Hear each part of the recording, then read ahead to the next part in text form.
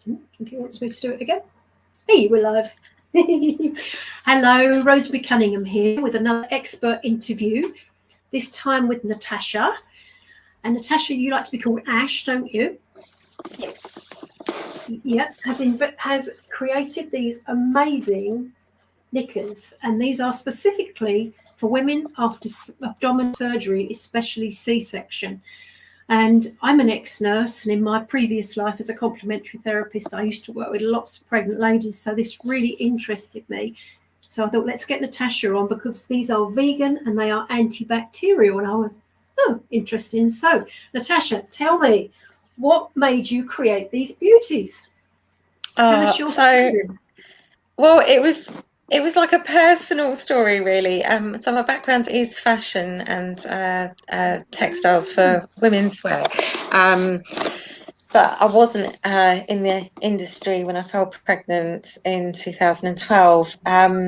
I'd taken time out because I was fed up with the ethics in fashion, and I had a really long labour. I had a 7-day labour. I kept being offered C-sections and I refused. And in the end, I had to have an emergency C-section under general anaesthetic. And I'm diabetic, so I was immunocompromised. And as I woke up from the general anaesthetic, I realised that I was high risk for infection in my C-section site, and there was nothing that was antibacterial.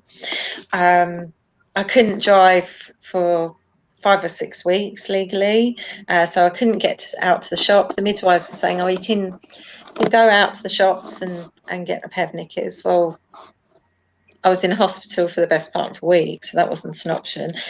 And I couldn't even pick up my baby.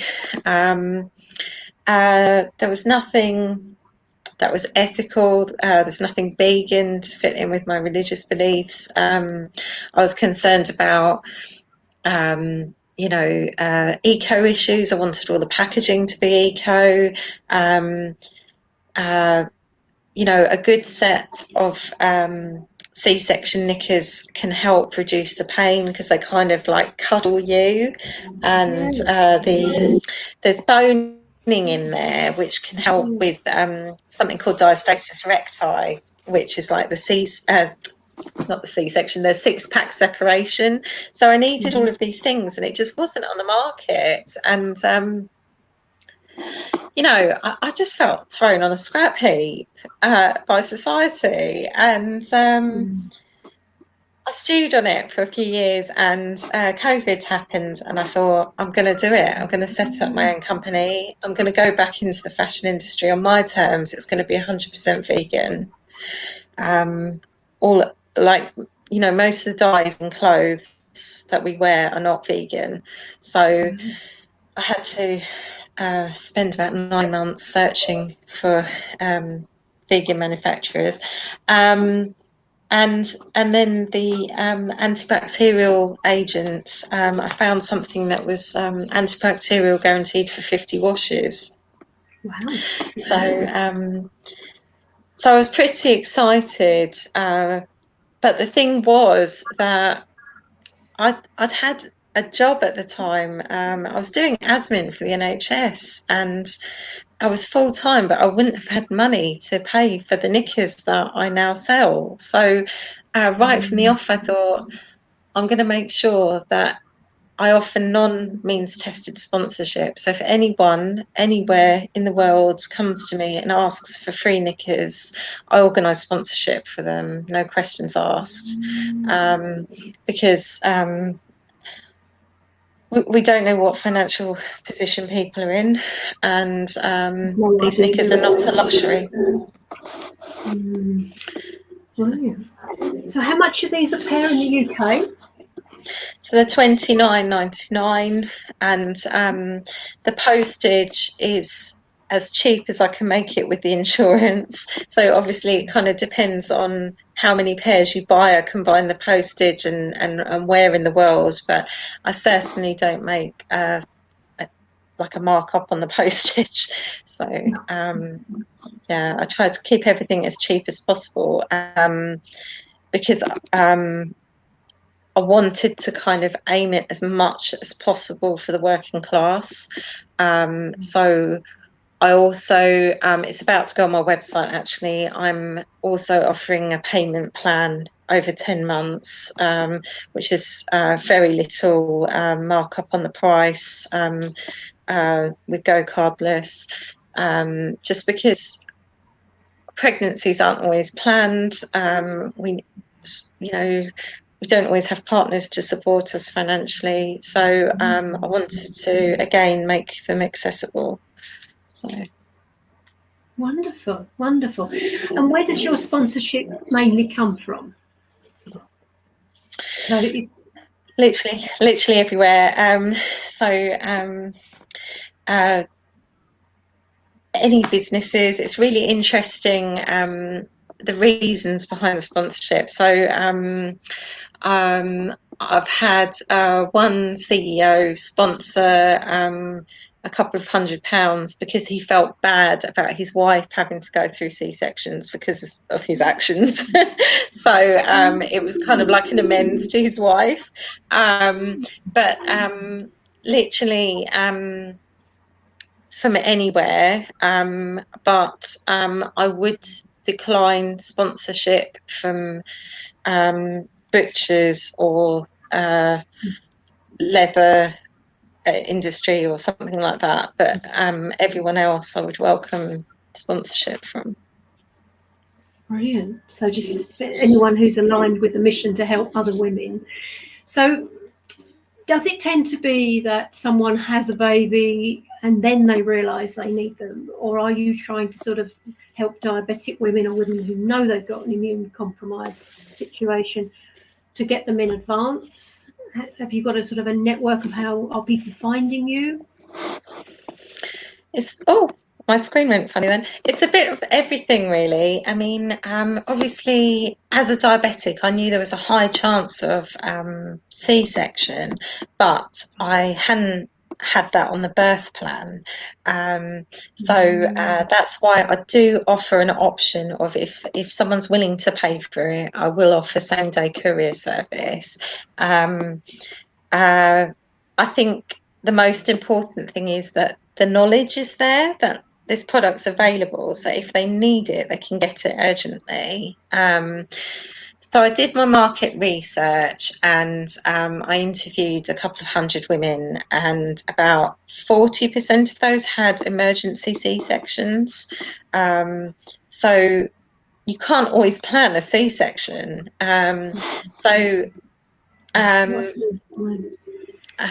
The complications happen. So definitely, I'm trying to make myself known amongst not just high risk pregnancy circles, but also, you know, cancer, hysterectomy, things like that. I've got customers who've had all kinds of abdominal surgery, but the main thing is just the knowledge that it's there is empowering, and the knowledge that if you don't have the money, I can sort it out for you. So that's wonderful. And generally, is one pair adequate for someone? Do they need to wear them 24 hours a day, except when they're in the shower? Do they need two pairs, or do you actually wear small knickers underneath them? How does it work? So you wouldn't wear knickers underneath them because those knickers would interfere with the actual incision site. So when I had my baby, I got really militant and I said I was just going to wear like lady boxes, but they were still affecting my incision site, even though they were quite high up as normal knickers. They weren't high up enough. So these are normal knickers that you would wear just as you would wear normally. You take them off at night. What some people do is they buy one pair, see how they go, and then they reorder. So you'd probably want, you know, a couple of pairs at least, so you've got like one in the wash. Yeah. Brilliant. Okay. Yeah, and of course, I remember when I was working with a lot of pregnant ladies, they often had women around them, if you're lucky enough to, who were happy to buy you a gift, and these would be an amazing practical gift, wouldn't they, for someone as well, if they were in, if they knew what was coming up. Yeah, brilliant, because they are just so supportive, aren't they? Excellent. Okay, thank you very much. And yeah, how can, there's something else you said you're doing that I would love you to just quickly mention. You do interviews with people worldwide around women's challenges, don't you? Health challenges. Tell me a little bit more about that, please. Yeah, so I'm linked up with quite a few charities. One of the charities I'm linked up with is the Grazia Trust in South Africa. I'm linked up with a doula over there called Mperenke, and we decided that we would do like a mutual a weekly 7:30 p.m. Monday evening podcast UK time. Sorry, not podcast, Instagram Live. Sorry. So what we do is it's like an exploration of birth professionals meet fashion industry professionals, meet mums and dads and friends that are supporting them as well, and family members. Yes, it's a chance to plug the knickers, but more importantly, it's a chance to make a difference. So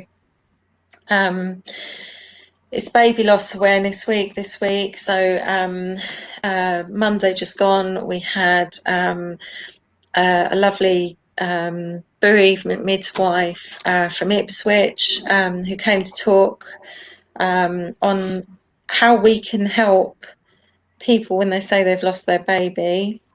I know she's been an amazing support to two of my friends who've actually had her professionally in their lives. We're just dealing with kind of awkward subjects that no one wants to talk about. Things like, postnatal depression, that's not talked about enough, and how that is if you are in a multicultural family. Things like this. My daughter's half Indian, and I really struggled with postnatal depression, and on a practical level, that the Indians were so amazing with everything to show me how to kind of they rallied around and showed me how to do like nappies and showed me how to like wind my baby and everything, but I could not go to them about mental health. It was just a no-go topic. So we're kind of exploring about how we combat these cultural issues across the board. So we're encouraging professionals from all over the world to kind of share their experiences, and like young families to share their experiences as well of what's been happening and how we can learn from each other. It's brilliant. So I'm going to put this out in Winning Women, and obviously it'll go in other places as well. Who would you like to be introduced to? You've mentioned bereavement midwives, and I know that the Ipswich midwives are really interested in these, aren't they? And they're going to stop them. So you're arranging sponsorship for them to have some. Who else would you like to meet? What can we?